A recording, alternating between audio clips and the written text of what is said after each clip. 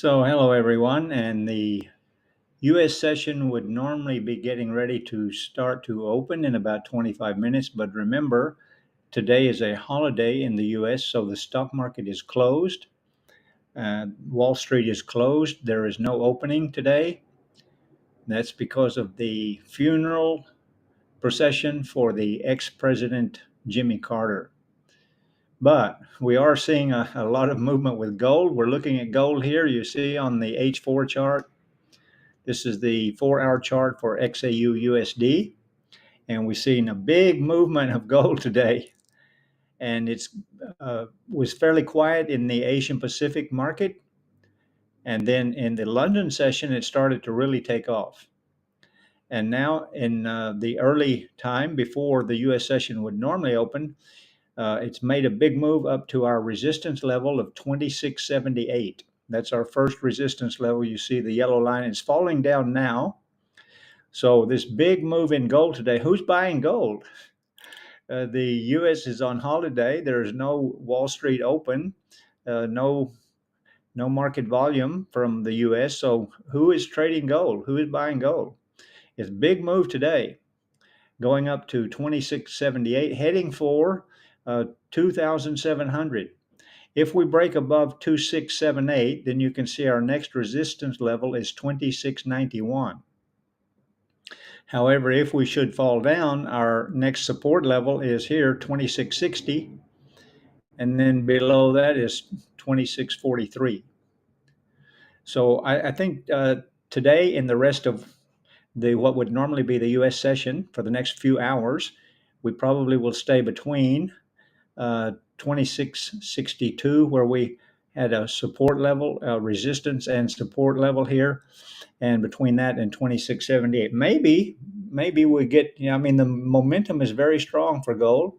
It's very, very bullish. We only had that big fall down with gold in November last year. That was a big, big drop last year, if we go back and look at that on the chart. But you see it's gradually been recovering,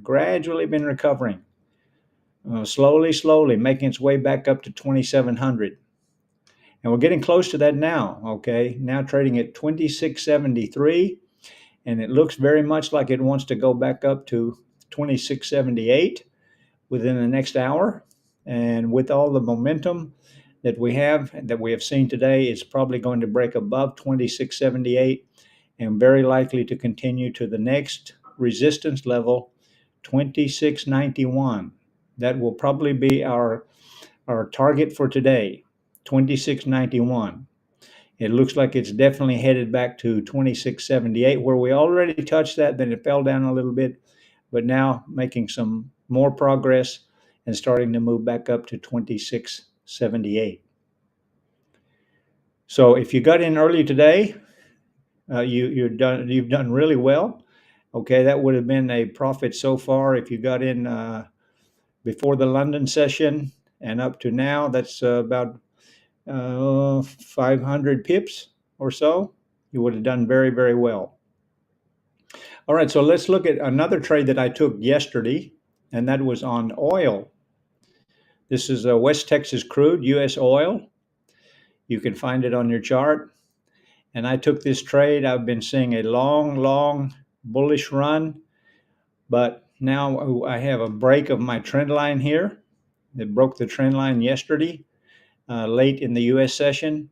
So I took a trade on this right here, that blue line you see there. That's where I entered the trade yesterday, and it got into profit earlier today, but now it has pulled back, and I'm in a little bit of a drawdown, not too much. This is my stop loss right here on U.S. oil at 74.49. I entered the trade at 73.67. All right, and I have take profit down here at 71.43. So this is a 1 to 2 risk to reward ratio. If you see, I've gone short on that, and right there, and then right down here is my take profit, and there's my stop loss. So I have a 1 to 2 risk to reward ratio. So if you use 1 to 2 risk to reward ratio, you can lose 3 trades out of 5 and still have profit. All right, so that's what I always use is 1 to 2 risk to reward ratio. So I have the amount that I'm willing to risk here, and then this is what I'm looking to take profit. We'll see if this works out. I will keep you informed. I'll let you follow this trade every day, and I will keep you updated and posted. All right, so be sure you follow me on the Facebook for my live updates, my live trading sessions, and also follow me on YouTube.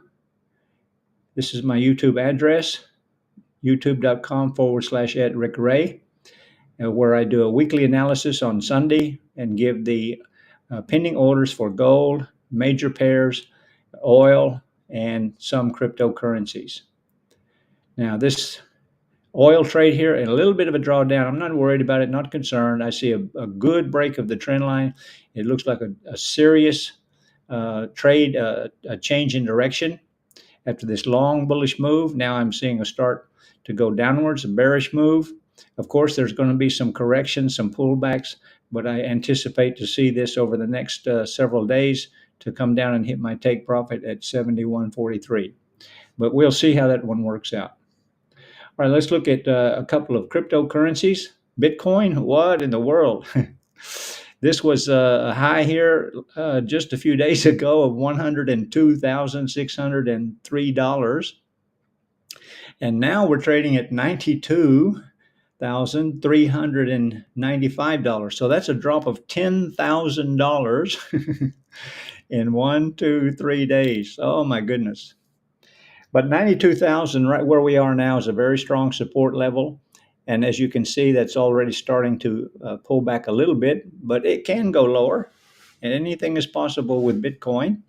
But I don't expect to see it drop below 90,000. That's our main support level, 90,000. We have minor support level around 92,200, where it's already touched today and went down to 92,000 and about 92,100, but now it's starting to pull back a little bit.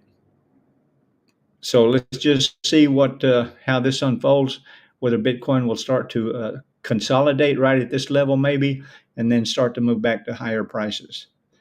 If it starts to move up, we have resistance at 95,000, and then the next resistance around 100,000, 98,000 to 100,000, our next resistance level. And then beyond that is 100,000. Okay, and then of course 105,000. But just seeing a big pullback, $10,000, and that's about it was 3% earlier. Now probably about 5% drop on Bitcoin. But if you follow Bitcoin at all, you know that's nothing unusual. So, and we're all expecting to see higher prices very, very soon, especially with the implementation of all of the new policies of the president-elect once he gets started, and all of the people in the new SEC and all of the people that are pro-crypto in the American government. So let's just be patient, wait and see what happens. Then the other one I showed you, Doge Gov USDT. This is the same as yesterday. Okay, we have support at 0.17, a good price to buy.